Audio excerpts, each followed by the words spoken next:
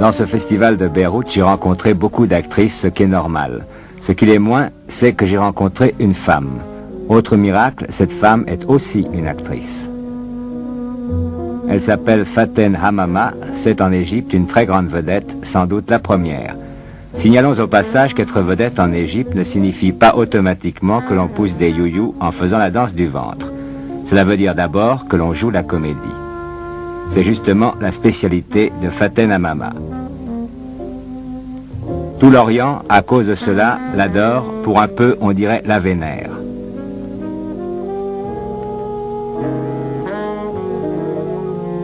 Ce jour-là, à Saïda, l'ancienne Sidon des Saintes Écritures, nous nous sommes sentis l'âme très orientale.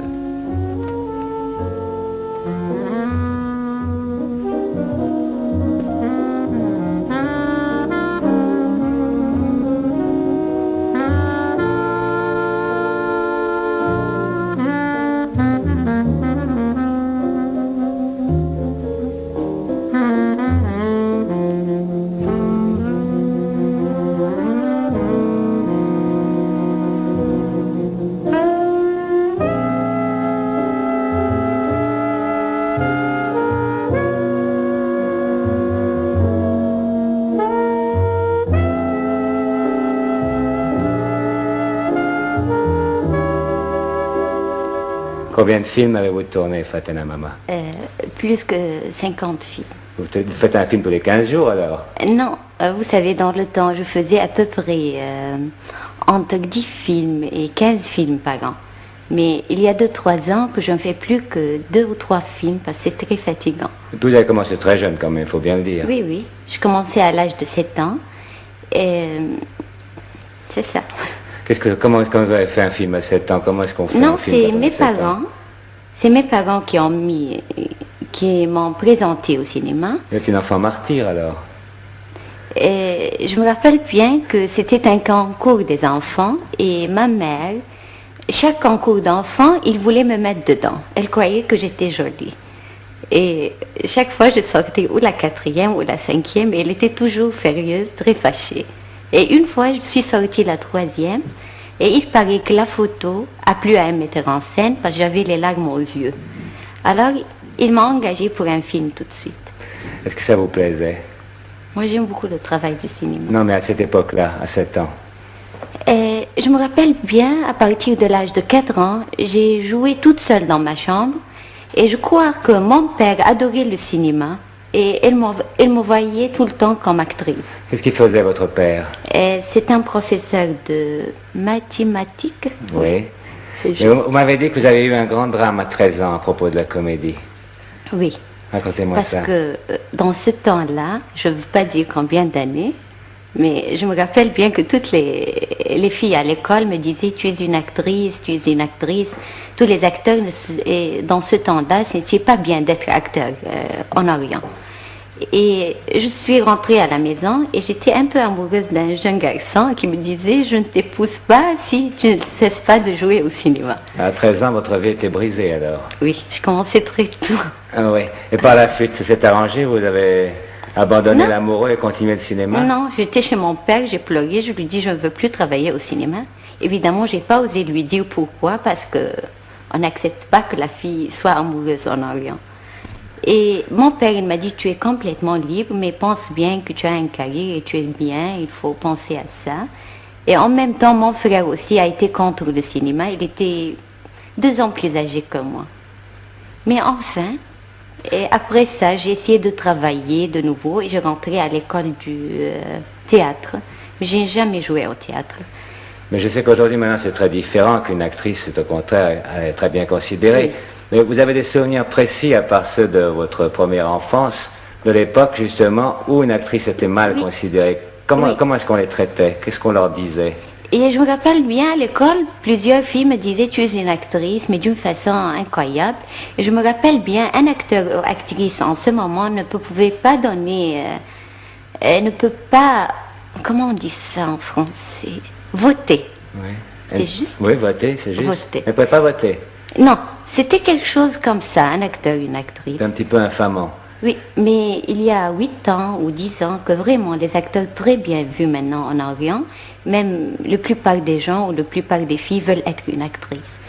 Mais moi, après cette histoire-là, j'ai essayé d'être toujours très correcte et devant tout le monde, j'étais bien et toutes mes rôles sans été la fille sérieuse et bien et tout. Justement, on a l'impression que c'est un peu à cause de cette attitude qui rappelle celle du temps de Molière, où on n'enterrait pas les acteurs, que vous êtes aujourd'hui comme vous êtes. C'est-à-dire qu'on dirait que vous luttez non seulement pour jouer bien la comédie, mais pour prouver que votre métier est honorable. C'est ça? C'est ça, et je crois que j'ai réussi pour faire ça. Ouais. Vous avez besoin d'être estimé par les gens? Estimer, que ça veut dire Aimer, admirer, oui. Admirer pour le bon ça me motif. fait plaisir, je ne peux pas dire que ça me fait pas plaisir, ça me fait un grand plaisir. Si vous sentez que quelqu'un ne vous aime pas, vous Ah, retrouvez ça me vos fait larmes mal. aux yeux qui faisaient quand vous a engagé quand vous aviez 7 ans? Ah non, je ne pleure pas, mais je pleure toute seule. Moi, je crois qu'on crée son public, c'est-à-dire, si vous voulez, les hommes sont ce que les femmes les font, et les publics sont ce que les acteurs les font. Si les acteurs se tiennent bien, le public est bien. Si un homme se tient mal, une femme se tient mal, l'homme est mal. C'est la même chose. Et vous, votre public, il est très spécial. Et notre public n'aime pas les gens qui ne sont pas droits. Et si un acteur n'est pas bien dans la vie, on ne l'aime pas du tout. Et si une actrice s'agit bien, on l'aime bien. Comment est-il votre public? Et la vérité, on n'a pas un seul public, on a à peu près 3 genres de public. Un public qui apprécie, comprend les grands films ou les films qui ont des idées, et un public qui aime le mélodrame, et où il faut rire trop ou il faut pleurer trop. Et un public qui commence la vérité, comme public. Et on essaye de faire des films de première classe, et on perd toujours parce que on ne peut pas gagner avec ça. Les mélodrames marchent très bien en Orient et les films comiques marchent très bien. Est-ce qu'il vous écrit? Ah oui, Vous écrivez beaucoup? oui, beaucoup de lettres. Qu'est-ce qu'on vous dit? On vous confond avec vos rôles? Oui, il y a des gens qui se fâchent si je fais un film et je suis une vilaine dedans. On se fâche de moi, on n'accepte pas ça. Et vous le dites comment? Je dis, il faut bien qu'un acteur change.